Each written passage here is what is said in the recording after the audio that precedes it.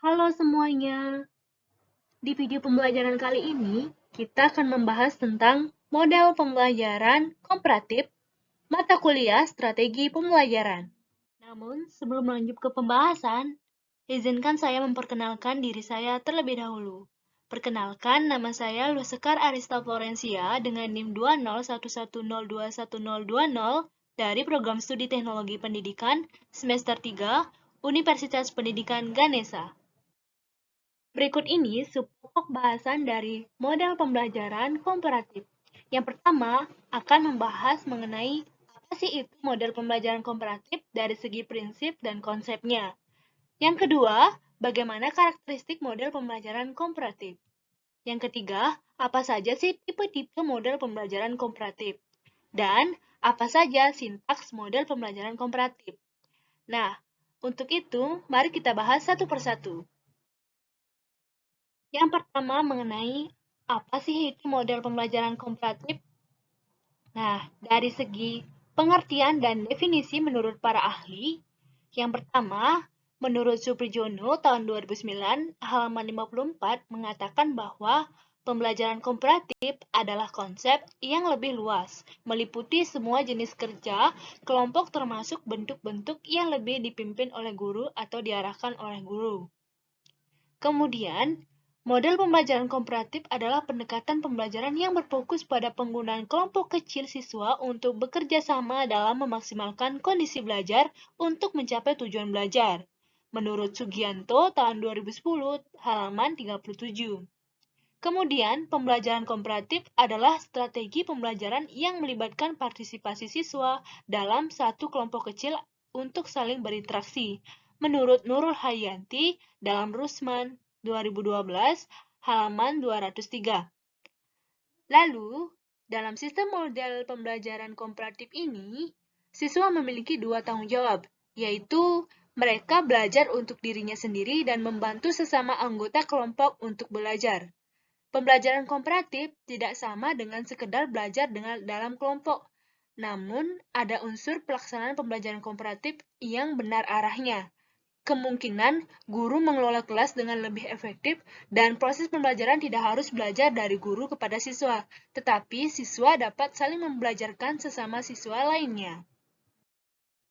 Lalu, kesimpulan yang bisa saya ambil dari definisi di atas, aktivitas pembelajaran kooperatif ini lebih menekankan pada kesadaran peserta didik untuk saling membantu mencari dan mengolah informasi, mengaplikasikan pengetahuan dan keterampilan.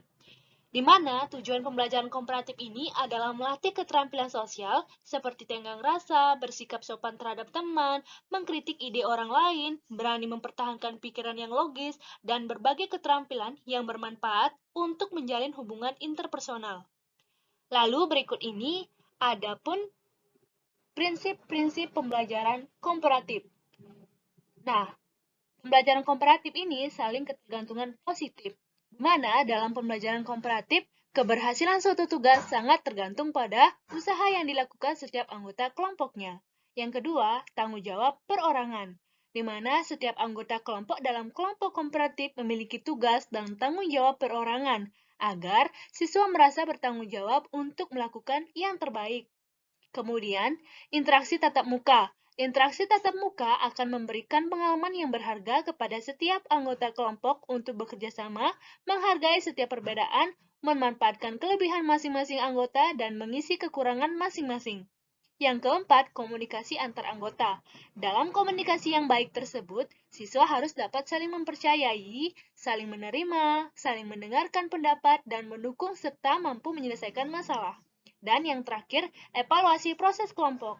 Evaluasi dalam kelompok sangat diperlukan agar para siswa dapat mengetahui kinerja mereka selama berada dalam kelompok dan hasil kerjasama mereka. Berikut ini ciri-ciri dari model pembelajaran komparatif.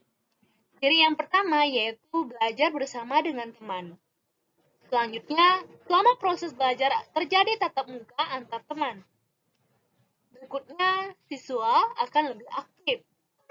Selanjutnya, saling mendengarkan pendapat di antara anggota kelompok. Kemudian, belajar dari teman sendiri dalam berkelompok. Selanjutnya, belajar dalam kelompok kecil. Selanjutnya, keputusan tergantung pada siswa sendiri. Dan ciri yang terakhir yaitu produktif berbicara atau saling mengemukakan pendapat. Berikut ini karakteristik model pembelajaran komparatif. Ada 5 karakteristik model pembelajaran komparatif. Yang pertama, positif interdependent, di mana hubungan timbal balik yang didasari oleh adanya kepentingan yang sama atau perasaan di antara anggota kelompok, di mana keberhasilan seseorang merupakan keberhasilan yang lain pula atau sebaliknya. Yang kedua, interaction face-to-face, yaitu interaksi yang langsung terjadi antar siswa tanpa adanya perantara. Yang ketiga, tidak adanya penonjolan kekuatan individu. Yang ada hanya pola interaksi dan perubahan yang bersifat verbal di antara siswa yang ditingkatkan oleh adanya saling hubungan timbal balik yang bersifat positif sehingga dapat mempengaruhi hasil pendidikan dan pengajaran. Yang keempat, adanya tanggung jawab pribadi mengenai materi pelajaran dalam anggota kelompok sehingga siswa termotivasi untuk membantu temannya. Karena dalam tujuan model komparatif adalah menjadikan setiap anggota kelompoknya menjadi lebih kuat pribadinya. Yang terakhir, meningkatkan keterampilan bekerja sama dalam memecahkan masalah atau proses kelompok, yaitu tujuan terpenting yang diharapkan dapat dicapai dalam model komparatif adalah siswa belajar keterampilan bekerja sama dan berhubungan. Ini dimaksudkan keterampilan yang terpenting dan sangat diperlukan di masyarakat. Berikut ini tipe model pembelajaran komparatif. Variasi model pembelajaran komparatif secara umum. Yang pertama, tipe START. START yaitu memadukan metode antara ceramah, tanya jawab, dan diskusi, di mana model ini dapat diterapkan untuk mata pelajaran matematika, sains, bahasa, dan ilmu pengetahuan sosial. Tipe yang kedua yaitu TGT, memahami info dan latihan sebelum berkompetisi. Karena model ini merupakan model yang dipersiapkan sebelum melakukan suatu kompetisi. Yang ketiga yaitu Jigsaw, di mana Jigsaw ini memiliki dua kategori kelompok, yaitu kelompok expert, kemudian kelompok asal. Guru memberikan permasalahan pada kelompok asal, kemudian peserta didik dipecah ke dalam kelompok ahli. Tipe yang selanjutnya yaitu group investigation. Group investigation ini berfokus pada upaya penyelesaian masalah secara berkelompok. Peserta didik memperoleh informasi, memberikan ide, dan secara bersama menyelesaikan masalah atau menghasilkan produk. Untuk lebih jelasnya, berikut tampilan perbandingan dari tipe-tipe model pembelajaran komparatif.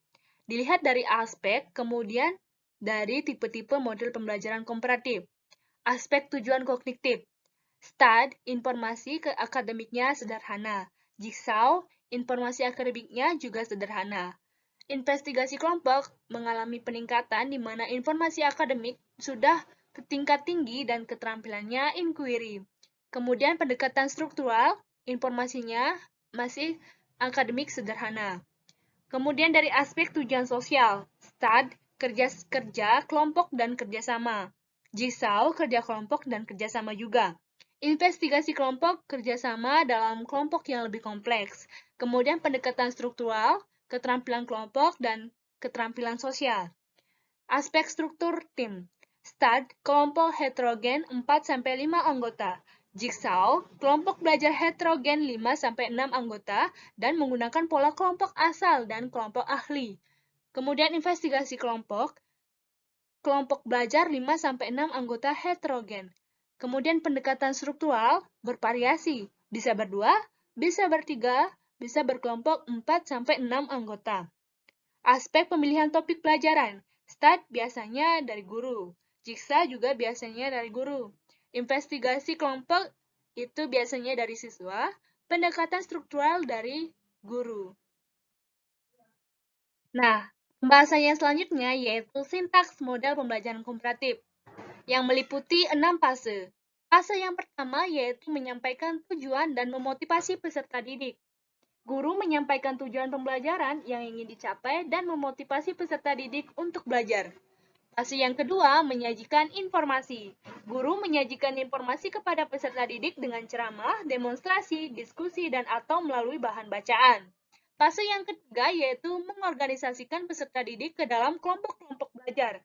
Guru berbagi kelompok dalam atau menjelaskan kepada peserta didik bagaimana cara membentuk kelompok belajar yang baik. Kemudian, fase yang keempat, membimbing kelompok belajar dan bekerja. Guru membimbing kelompok-kelompok belajar pada saat mereka mengerjakan tugas. Kemudian fase yang kelima yaitu evaluasi. Guru mengevaluasi hasil belajar atau masing-masing kelompok mempresentasikan hasil kerjanya. Fase yang terakhir yaitu memberikan penghargaan. Guru menilai dan memberikan penghargaan atas upaya dan hasil belajar individu serta kelompok tersebut. Baik, itulah tadi pembahasan mengenai model pembelajaran komparatif. Sebelumnya, mohon maaf jika terjadi kesalahan, dan terima kasih.